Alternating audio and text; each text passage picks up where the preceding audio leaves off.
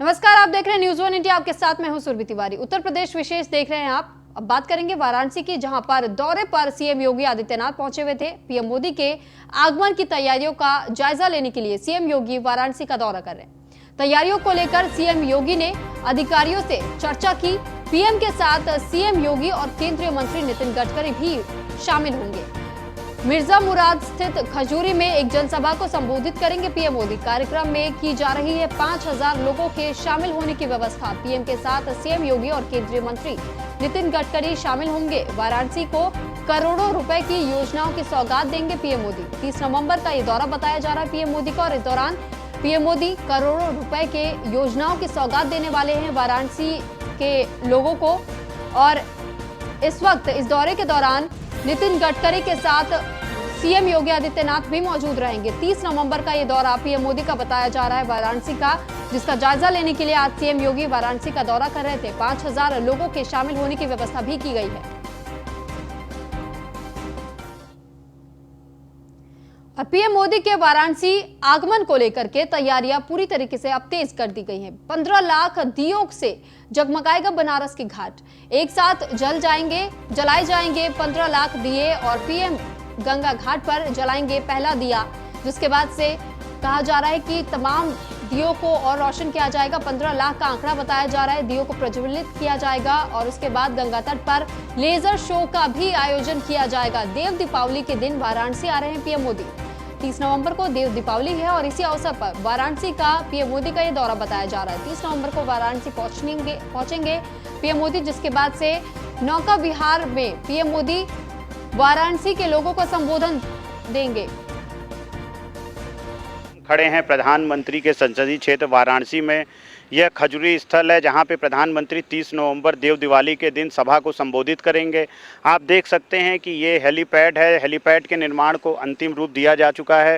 Helipad पे सबसे पहले प्रधानमंत्री का हेलीकॉप्टर आएगा, उसके बाद प्रधानमंत्री अपनी गाड़ियों से इस रास्ते से होते हुए मंच तक जाएंगे और सभा को संबोधित करेंगे। हम खड़े हैं, आप देख सकते हैं कि हमारे साथ प्रधानमंत्री के कार्यक्रम स्थल पर रोहनिया विधानसभा से विधायक सुरेंद्र सिंह औड़े जी हैं, जो कि तैयारियों का जायजा ले रहे हैं। आइए हम इनसे जानते हैं कि यहाँ पे क्या क्या कार्यक्रम है, कैसे संपन्न होंगे। स्वागत है विधायक जी। धन्यवाद। स्वागत तो आपका है कि आप हमारे माननीय प्रधानमंत्री के कार्यक्रम स्थल पर आप इस समय यहाँ उपस्थित हैं। आदरणीय प्रधानमंत्री श्रीमान नरेंद्र मोदी जी का कार्यक्रम यहाँ पर रखा गया है 30 तारीख को।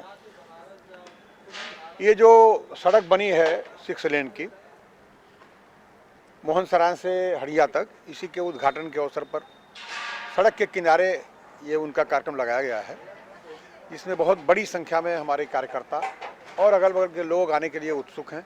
लेकिन कोरोना के इस परिस्थिति काल में पूरी प्रकाशन रखते हुए दूरी, मास्क और सैनिटाइज का दूरी पर बनाया जाएगा।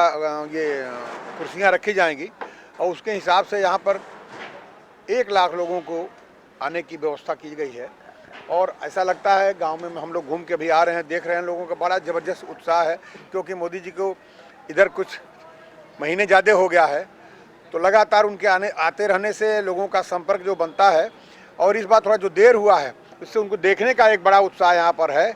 और आदरणीय मोदी जी के नेतृत्व में देश का जिस तरह से विकास कोरोना काल में भी हो रहा है, उससे लोग उनके प्रति बहुत ही आकर्षित हैं। आप जानते हैं कि पूरी दुनिया में जो लोकप्रियता आदरणीय नरेंद्र मोदी जी की समय बढ़ चली है, उससे भी लोग प्रभावित हैं। और इस विपरीत परिस्थिति में भी उधर चाइना, इधर पाकिस्तान, उसके बाद भी विकास की गति जो तेज़ी से बढ़ रही है, और हमारे प्रधानमंत्री जो है उसी समय यहाँ पर आ रहे हैं। हम सबको बड़ा उत्साह है कि वे आएंगे और जो लोकार्पण करेंगे। इस सड़क के अलावा और भी योजनाएं हैं जो उनको लोकार्पण करना है। और मैं अपने मोदी जी का इस अपने क्षेत्र की तरफ से, पूरे वाराणसी जनपद की तरफ से बहुत बहुत स्वागत करता हूं, अभिनंदन करता हूं। धन्यवाद। ये थे विधायक सुरेंद्र नारायण सिंह जी औड़े से। अब हम बात करते हैं जिला अध्यक्ष हंसराज विश्वकर्मा जी से, जो यहाँ मौके पे उपलब्ध हैं। अध्यक्ष जी, आप बताएं कि देव दिवाली को लेके भी कुछ तैयारियां हैं क्या? उस पर भी कुछ प्रधानमंत्री जी चर्चा करेंगे? हाँ, अपने वाराणसी के जनप्रिय लोकप्रिय सांसद, देश के यशस्वी प्रधानमंत्री माननीय नरेंद्र मोदी जी देव दीपावली भी देखने आएंगे, सारनाथ लाइट एंड साउंड भी देखने जाएंगे, और बाबा विश्वनाथ का विश्वनाथ कॉरिडोर जो बन रहा है उसकी भी समीक्षा करेंगे, उसको भी देखेंगे क्या उसकी प्रगति है।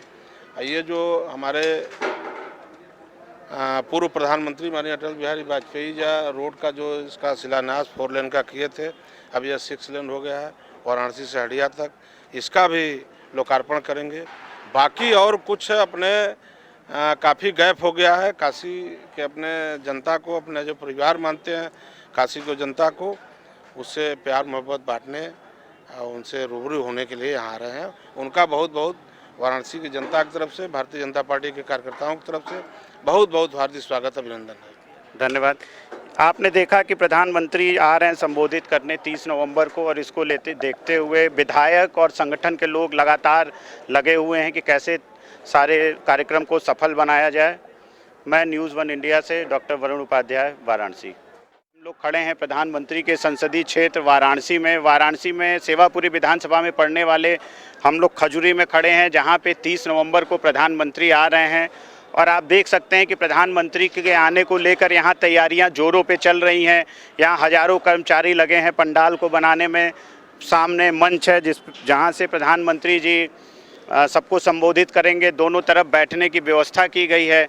हालांकि लोगों का कहना है कि सिर्फ 5,000 लोग ही यहाँ पे आ सकेंगे, उससे ज़्यादा नहीं, क्योंकि कोरोना महामारी में सोशल डिस्टेंसिंग का भी ध्यान रखना है, जिसको देखते हुए काफ़ी दूर तक लंबा चौड़ा पंडाल बनाया जा रहा है। हालांकि इतने ही दूरी में हर साल और भी लोग बैठते थे, लेकिन चूँकि सोशल डिस्टेंसिंग को ध्यान में रखते हुए जो कुर्सियों की व्यवस्था और चीज़ों की व्यवस्थाएं की गई हैं, वो सिर्फ 5,000 लोगों के लिए ही की गई है।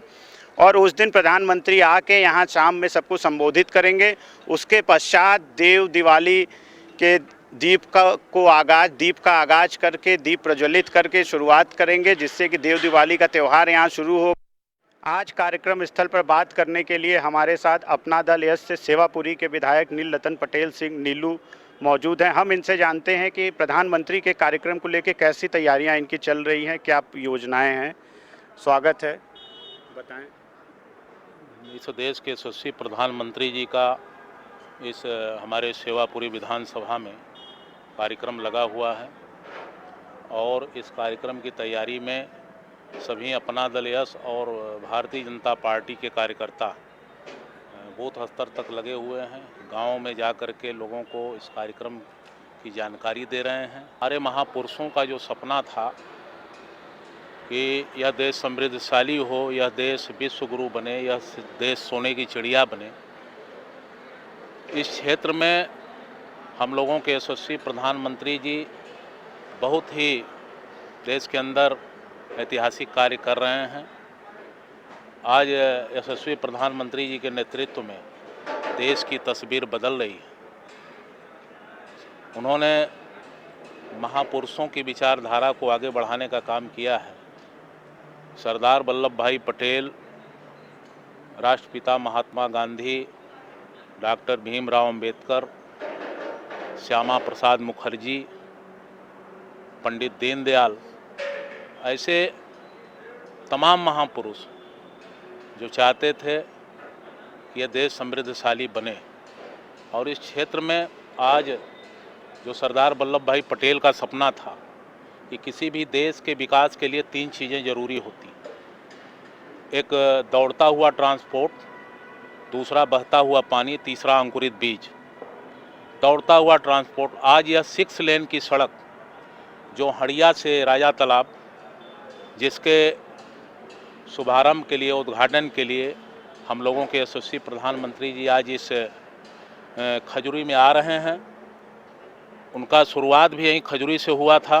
जब पहली बार वो आए थे तो इसी खजुरी से उन्होंने देश दुनिया को संबोधित करने का काम किया था। उस समय वो प्रधानमंत्री नहीं थे। आज फिर इस खजुरी में दोबारा उनका कार्यक्रम लगा है, और ख़ास तौर से यहाँ पर टीम भी लगाई जाएगी।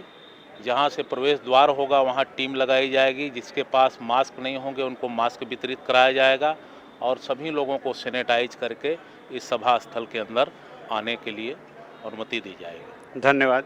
आप देख रहे थे, ये थे हमारे साथ सेवापुरी विधानसभा के विधायक नीलरतन पटेल जी, जिन्होंने बताया कि वो प्रधानमंत्री के कार्यक्रम को लेके किस तरह तैयारियां कर रहे हैं, कैसे सोशल डिस्टेंसिंग और कोरोना का पालन किया जाएगा। कार्यकर्ताओं से अपील भी किया इन्होंने कि आप अधिक से अधिक मास्क सैनिटाइजर का उपयोग करें, सोशल डिस्टेंसिंग का पालन।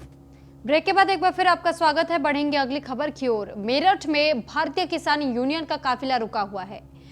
दौराला टोल प्लाजा पर भाकियू का ये जो काफिला बताया जा रहा है वो रुका हुआ है मेरठ में आज, और दारोल टोल प्लाजा पर बताया जा रहा है कि किसानों का ये काफिला रुका हुआ है और उस बाद से कल सुबह यानी शनिवार की सुबह 9 बजे दिल्ली के लिए रवाना होंगे। NH 58 पर दारोल टोल प्लाजा है जहां पर किसान का प्रदर्शन सुबह से चल रहा था और अब मेरठ पर वो रुके हुए हैं, मेरठ के अंदर रुके हुए हैं आज, और आज रात वो मेरठ में ही बिताएंगे, जिसके बाद से कहा जा रहा है कि शनिवार यानी कल सुबह 9 बजे दिल्ली के लिए रवाना होंगे किसान। और दिल्ली के लिए रवाना होने के बाद कल बाकी किसानों के साथ कहा जा रहा है कि ये काफिला निकलेगा और आंदोलन में हिस्सा लेने के लिए पहुंच रहे हैं। आज मेरठ में ही रात गुजारेंगे।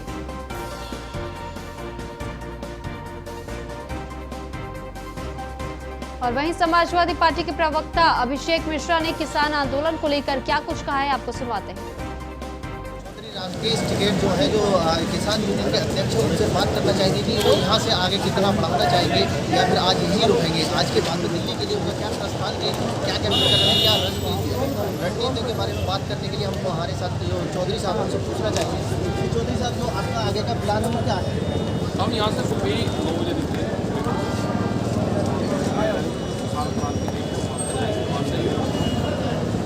आपको अगर रोका जा रहा है जिस तरह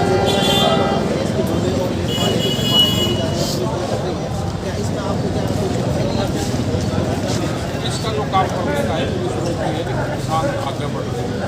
किसान के लिए में चला गया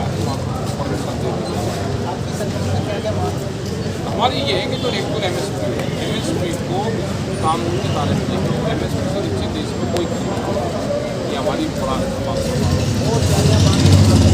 और है। बिजली की इशू है, हमारे गन्ने की इशू है, सारे इशू है। किसानी की तो बड़ी समस्या है।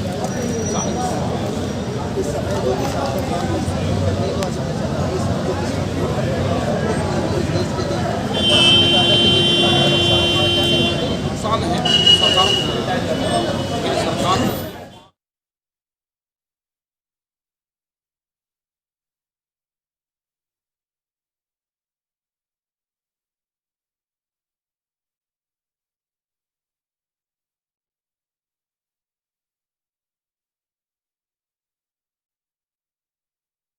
नौ बजे का वक्त बताया जा रहा है।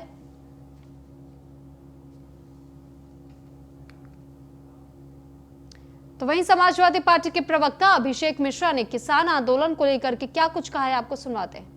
का बहुत ही महत्वपूर्ण दुनिया में जाना माना शहर आने का सौभाग्य मिला। आज का जो इमीडिएट कारण है, 2 तरीके के कारण है, एक इमीडिएट गोल है और दूसरा लॉन्गर टर्म गोल है। जो इमीडिएट टर्म का गोल